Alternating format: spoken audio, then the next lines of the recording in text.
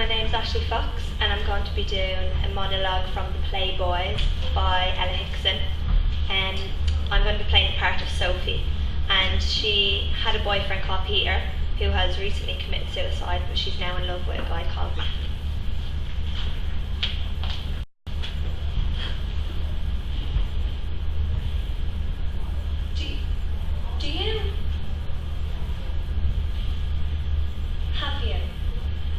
Have you ever actually felt any guilt? Because it's become a bit of a surprise that you won. I don't feel it. It's not something my body can generate somehow. I find myself having to summon it, actually try to summon it.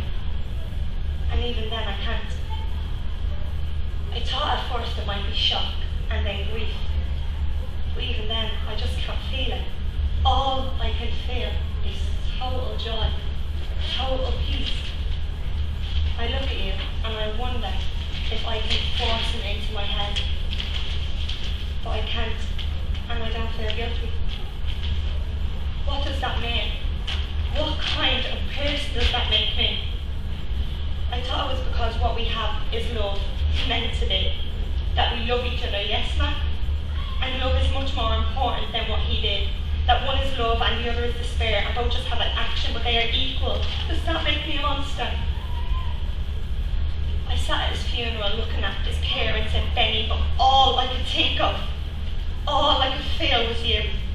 And then I look at you and I wonder if it's actually there. I wonder if I added up the amount of minutes, hours, fucking days I have spent thinking about you. The amount of longing I have done. If I added all that up and weighed against anything you've ever fucking said. And you do the smallest thing. You make me a cup of tea when I don't ask. Or you touch my hand really lightly in a room full of people and I think, no, Sophie. Don't laugh. Don't laugh because it's so real. And it's so much more real because it's unheard and it's unsaid and it's unspoken and it's it's so much more real because I can't feel it and we can't say it and you can't see it. It's so much more real because I don't know if it's fucking there. So please, man, please just tell me if...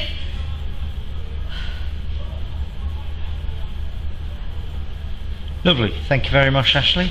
I want you to do it again, but I want you to start as if you are looking out the window and Mac is sitting in the chair. Okay? And I want you to start off really angry and then finish it off being really soft and gentle and loving. Okay? Yeah.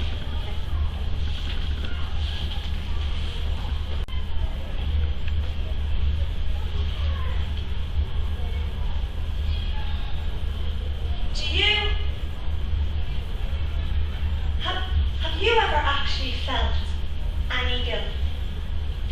Because it's become a bit of a surprise that you won. I don't. I can't actually feel it. It's not something my body can do on its own. I tried to summon it. I actually tried to summon it, and even then, I can't. I just can't do it. I thought at first it might be shock, then grief. Even then, I can't feel it. All I can feel is total joy, total peace. I look at you and I try to force them into my head.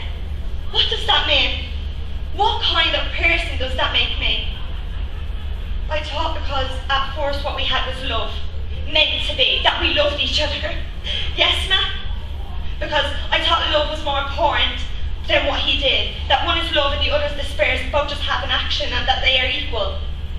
Does that make me a monster? I sat at his funeral looking at his parents and Benny, and all I could think of, all I could feel was you. And then I look at you and I wonder if it's actually there. If I added up the amount of minutes, hours, fucking days I've spent thinking about you, the amount of longing I have done. If I added that up and weighed it against anything you've ever said. But you do the smallest thing. You make me a cup of tea when I don't ask. Or you touch my hand really lightly in a room full of people, and I think, no, Sophie, no, don't feel it, because it's so much more real, because it's unsaid, and it's unheard, and it's unspoken, and it's so much more real, because I can feel it, and you can't see it. So please, Mac, please just tell me if... Okay, thank you very much. All right, just a few questions. And so, yeah, did you find there were any challenges specifically to this monologue that you didn't have in your first piece?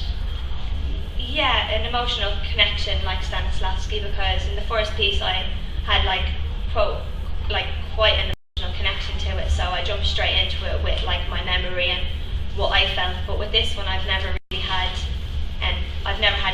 any major issue with boys or anything, so it was kind of hard to jump into something that I have no experience in, but it was nice to feel something different as well.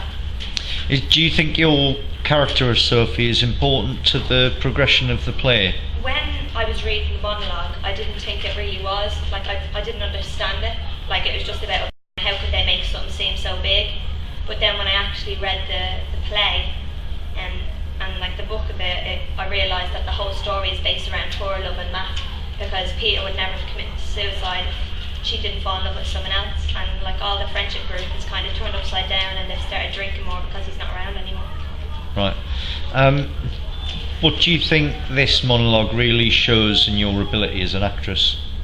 I think it can show that even though I haven't been through a certain situation, I can bring emotion into it, and like 100% commitment. Okay, lovely. Thank you very much, Ashleigh.